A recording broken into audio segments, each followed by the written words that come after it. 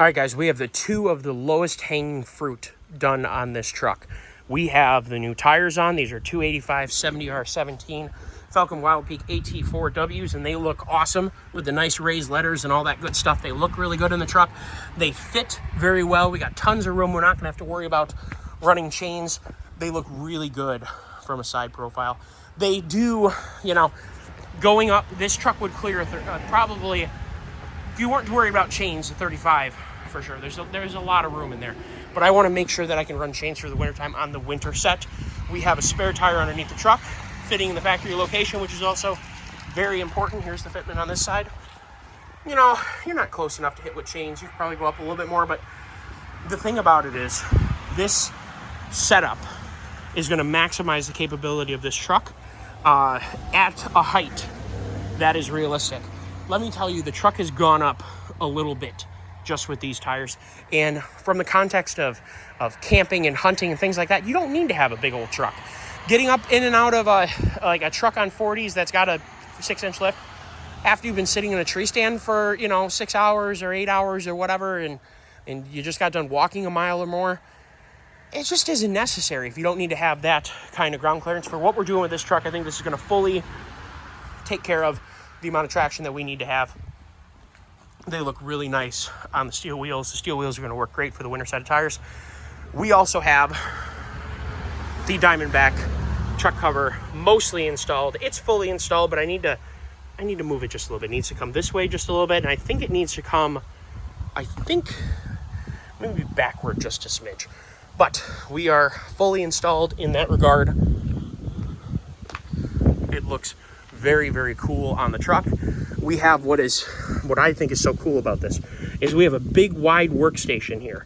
Now keep in mind, I'm 6'2", and this is a little bit below shoulder height. And that's on an unlifted truck on 33-inch tires. That's why I caution about excessive lifting.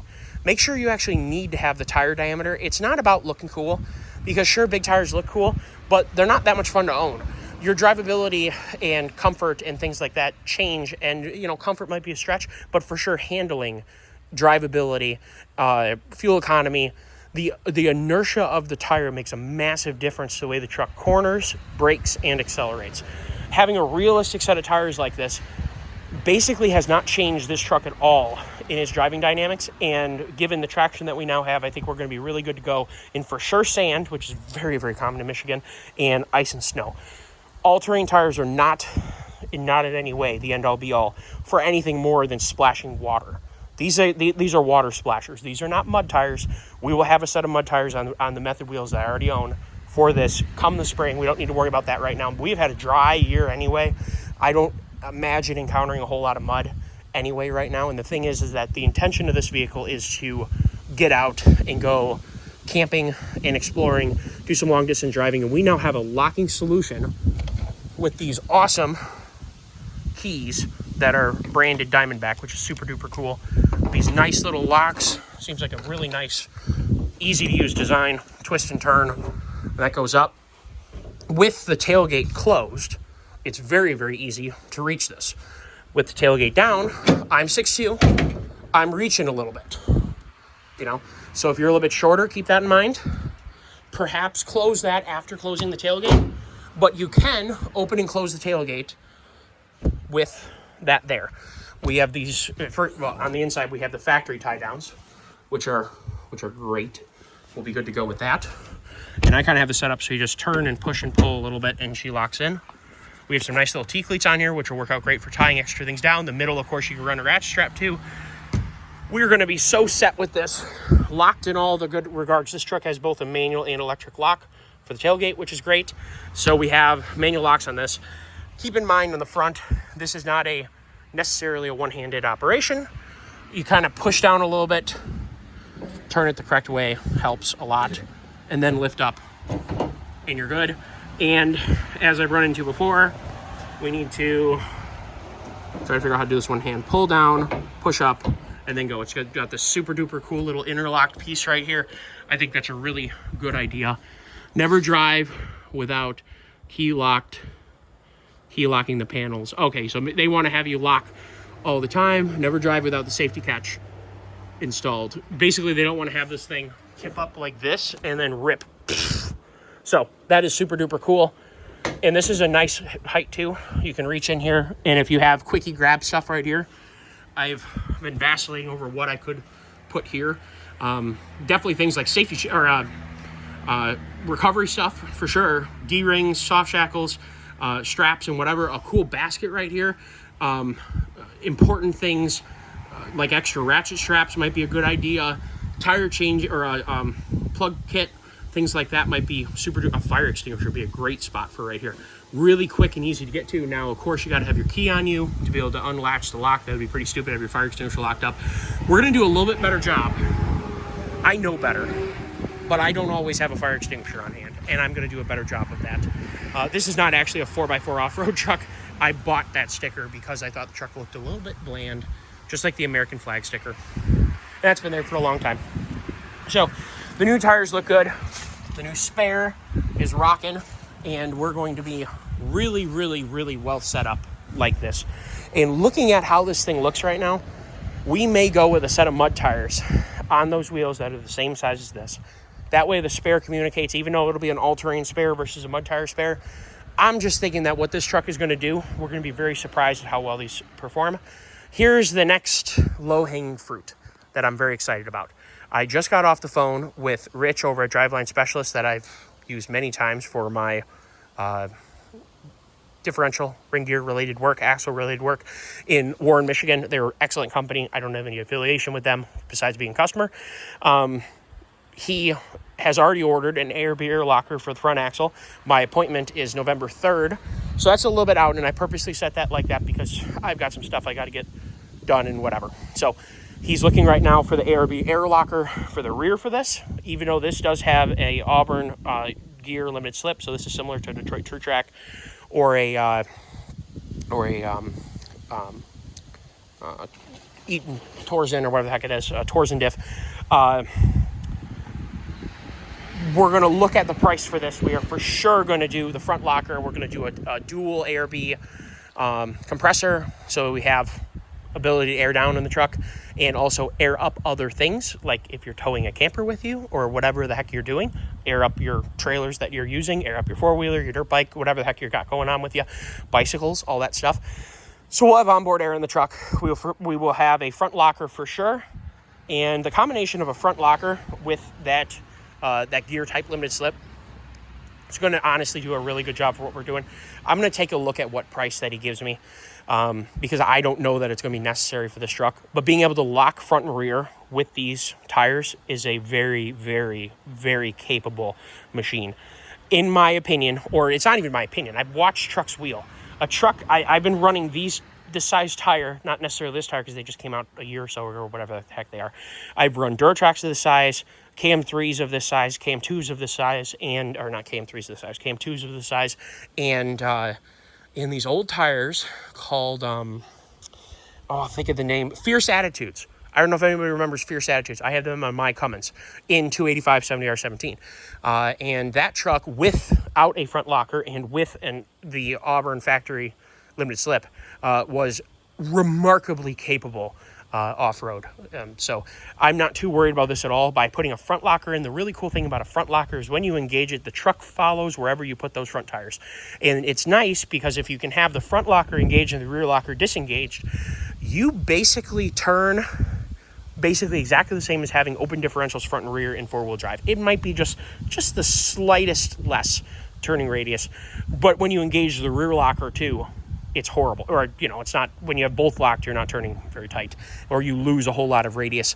When you have the front, or when you have a rear locker only and no front locker, you're turning less tight than you are with a front locker engaged. And the reason for that is because there's a bigger difference in radius between what the rear tires turn, but the front tires are turned, so their radius relative to the center of the turn is very, very similar radius. So you don't lose, you don't off track as much from the scrubbing from that. So it is a very great setup to have a front locker in 4 high and 4 low, because the truck really tracks exactly where you put it. So we're going to for sure be doing that, and we're going to see about a rear locker because it is directionally better to have both.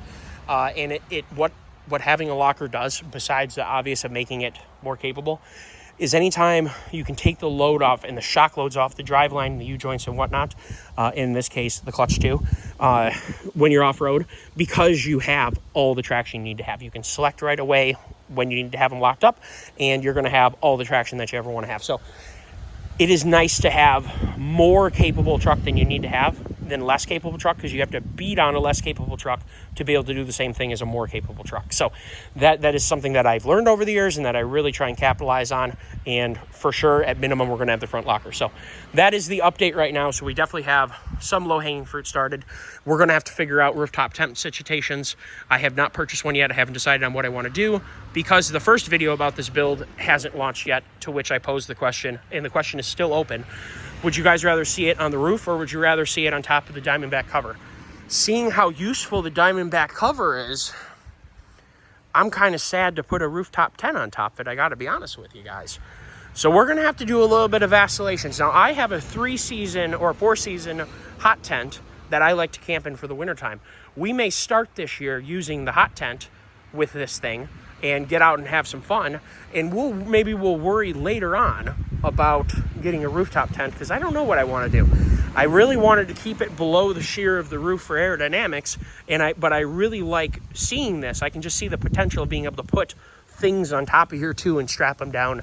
I see a lot of potential here. So hopefully you guys enjoyed this short little stage of the build.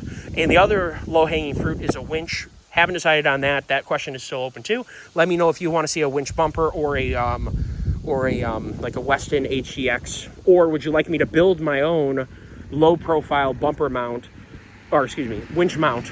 I kind of don't want this thing to be like a big bulbous thing. I like the way it looks right now, where it's very secretive. You wouldn't know how capable it is. Here's one other problem. My dad, years ago, backed into a post at a bank. One imperfection on this truck besides that scratch and that dent that I found. I think my dad had some scrap in here and hit the truck, unfortunately.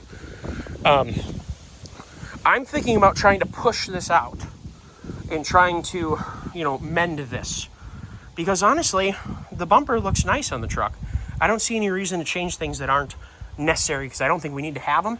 And the thing is, I think a lot of people do full builds and spend an extra $10,000 or $12,000 to do bumpers and I'd rather put that into rock lights and rear-facing LED lights and, lights in general, forward-facing LED lights. I'd rather put that money into something that is really going to benefit me hugely. I'm thinking that I'd like to. First of all, it looks like that hitch looks a little bit unpainted. A little bit of wire wheeling and some paint would make that look nice. But I think that I can bend that back out and potentially make it look good enough to where we can't notice it too much and be able to just enjoy this bumper more. So let me know what you guys think about that too.